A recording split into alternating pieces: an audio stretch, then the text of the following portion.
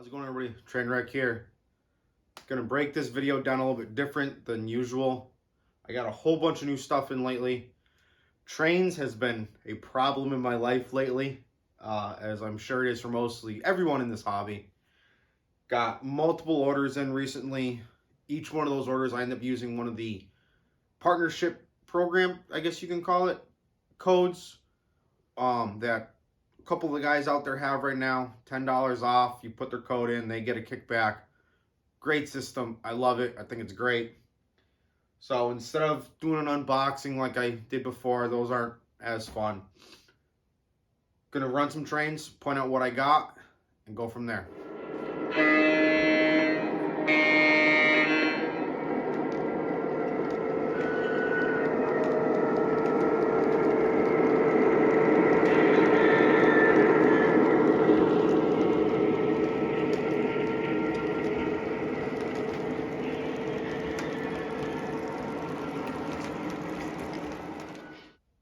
So we'll start with the least exciting car. I picked up this Weaver B&M milk car, Woodside reefer. Not too much detail on it. It's got plastic trucks, but it's B&M. The price that they had it up for, I couldn't really pass it up. So eventually change out the trucks probably, but for the price I paid for it, it's perfect. I love it. Now, this car is another story. In talking with a fellow YouTuber, Eric Trainman, we were talking to each other about train orders through the website, and I was waiting on one to clear the 7-day hold. He said he just grabbed the B&M Woodside reefer, and I got a little nervous. So I was like, which one did you didn't grab the green one, did you? And he goes, no, I grabbed this one. And he sent me a link. And luckily there was two of them. He grabbed one. I ended up grabbing this one the next day when it cleared. This is a Atlas reefer. Those of you who have Atlas reefers already, I'm not going to go into what this car has. Atlas Woodside reefers, I love. Then again, any Woodside reefer I love, but the Atlas ones, they just put so much extra detail into them, and nothing is compared yet, in my mind, for Woodside reefers.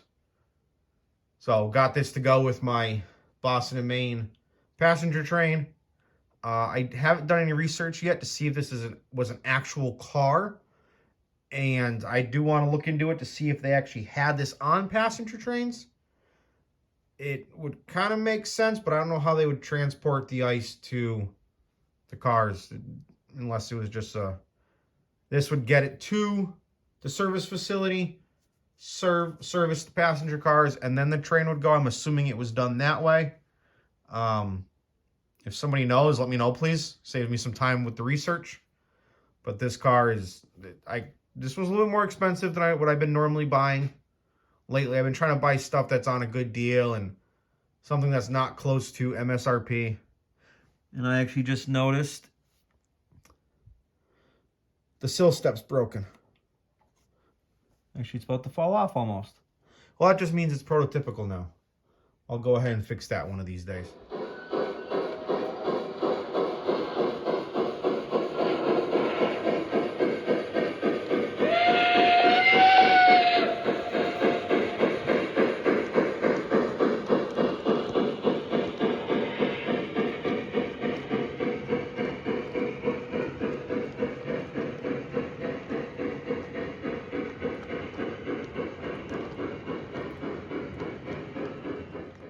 This is the last car that came in, as I'm calling my B&M purchase, because all three cars were all purchased in the same go. This is an MTH baggage car, and those of you who love express trains or anything B&M and having things be clean and nice, please do not follow up on this car for what I'm going to do to it. Those of you who've been following me on Instagram or even my other videos, you guys know that I'm currently working on a wreck train. This is going to be my tool car.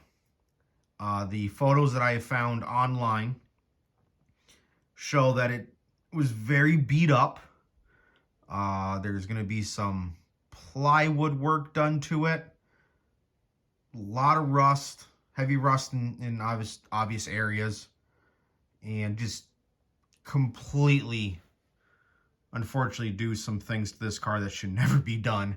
But it's going to look prototypical to a point, and it'll go and coincide with it being for a wreck train. So that'll be a whole separate video like I've been doing for the wreck train build. I'm still working on, need to start doing the crane car. As you saw, that has not been weathered yet.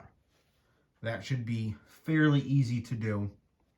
And I'm still waiting on one more car. Should be in by the time I get back from my vacation. And that is a B&M gondola. Unfortunately, I could not find a normal one, so I ended up getting the new MTH drop bottom gondola. It might not work exactly the way I want, but that's the last thing I want for this wreck train. Possibly going to add another flat, but that's not a make or break deal for me at the moment. And obviously, I need a better engine than a Pennsylvania engine to be pulling a B&M wreck train. So I have a couple engines lined up that I'm looking to purchase, just waiting on the wife not to be mad at me if I buy another engine right now.